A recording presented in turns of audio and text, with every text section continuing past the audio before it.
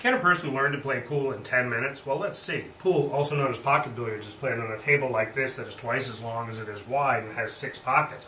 4 of them are corner pockets and 2 of them are side pockets.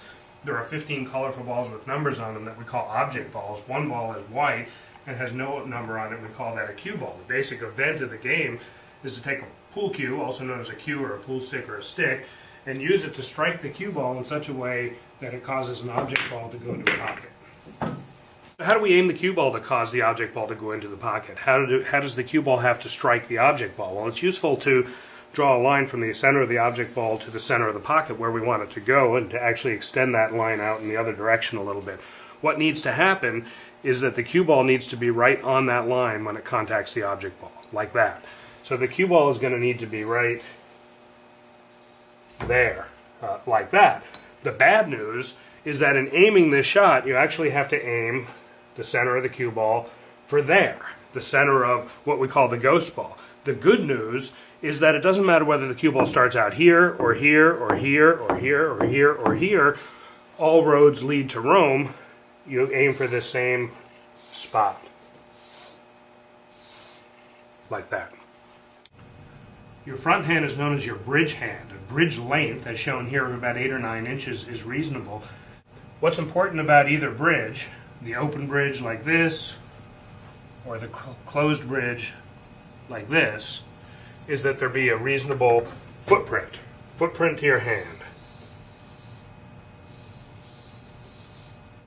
Here's one way to form a closed bridge. Step 1, karate chop, pointing north. Step 2, middle finger as far east as possible, with the ring finger going down halfway in between.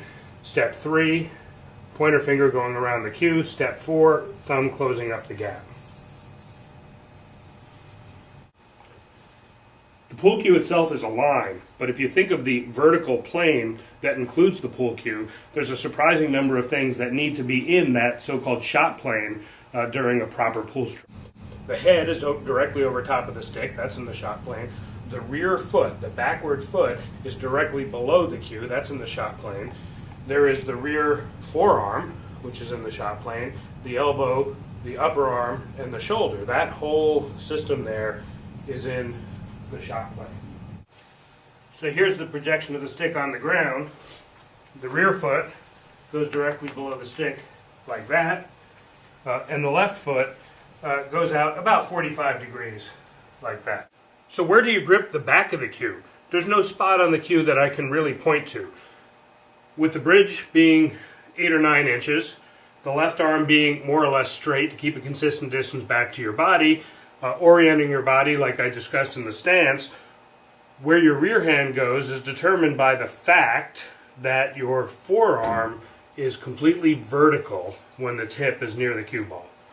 There are over 230 different movable joints in the human body, and if this was a video about golf or bowling, I'd be talking about a complex, carefully choreographed, simultaneous motion about many of them. But this is not about golf or bowling, it's about pool. And as it turns out, pool is all about this one. That's it.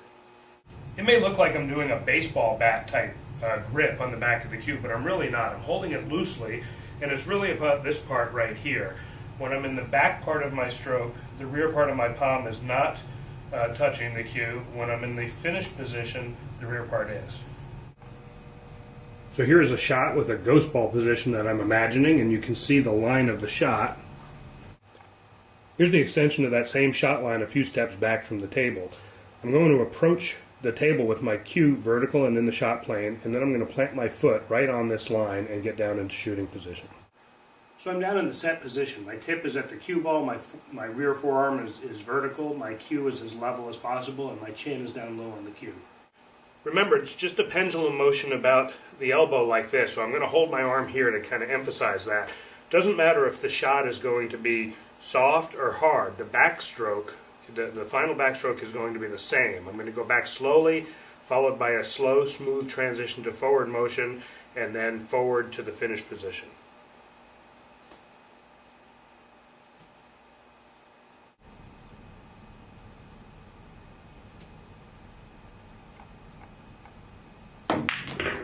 The best diagnostic as to whether you've finished the stroke correctly is that the tip finishes in the correct finish position.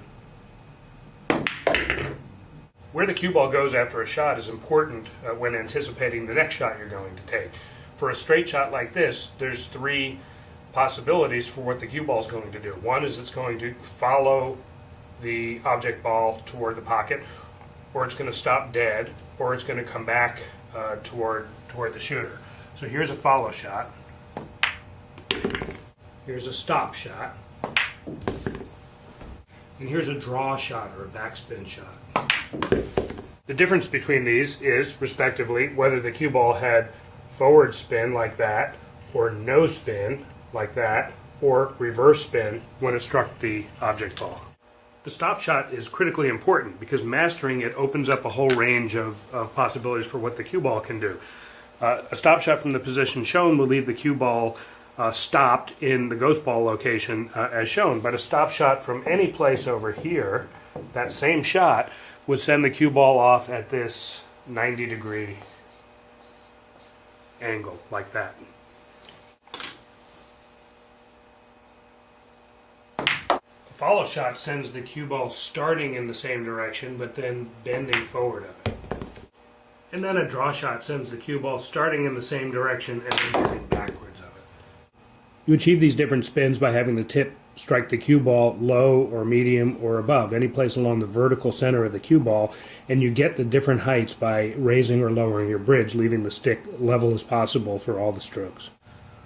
All right, now you're ready to learn a game. 8-ball is probably the most popular, and you probably need to forget the rules that you learned in a bar or a long-ago fraternity house or somebody's basement.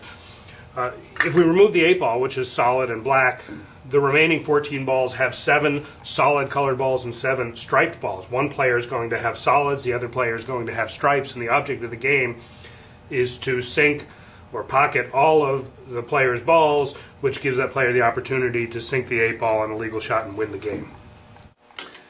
The 8-ball gets racked in the middle here. One of these corner balls is a solid and the other one is a stripe. Nothing else matters. This is the head ball, and it gets racked onto the foot spot here. And when you rack the balls, try to make them all touching one another, which is called a tight rack. The opening shot of the game is known as the break shot. The breaking player shoots with the cue ball behind the head string, commonly known as in the kitchen.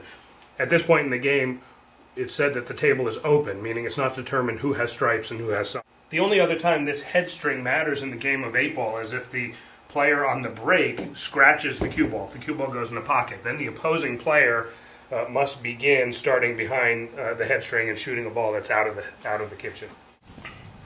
Always swipe some chalk onto the tip before every pool shot.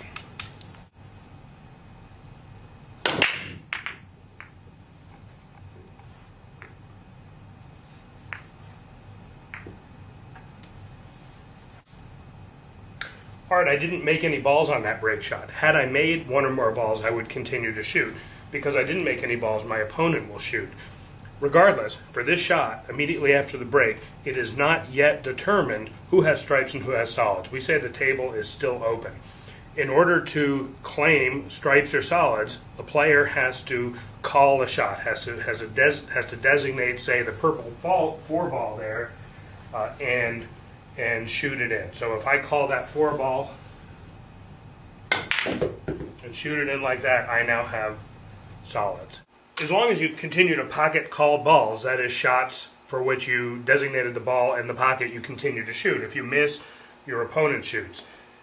If you do not execute a legal shot, that is if you foul, then your opponent gets ball in hand, can pick up the cue ball and put it any place on the table and shoot in any direction. The 3 common ways to foul are 1, scratching the cue ball when the cue ball goes into a pocket, 2, failure to hit one of your own balls first, or 3, after hitting one of your own balls first, failure for something to make contact with a cushion or go in a pocket. Alright, now you've scratched the surface learning some of the fundamentals of this great game. Many billiard parlors have leagues that actually encourage new players, so check it out. Maybe get some friends, coworkers, or family and form a team yourself. There's a lot more to learn about this game. Talk to people at your local billiard parlor or look at bca-pool.com for a list of qualified instructors in your area. I hope you enjoyed this little 10-minute introduction to pool.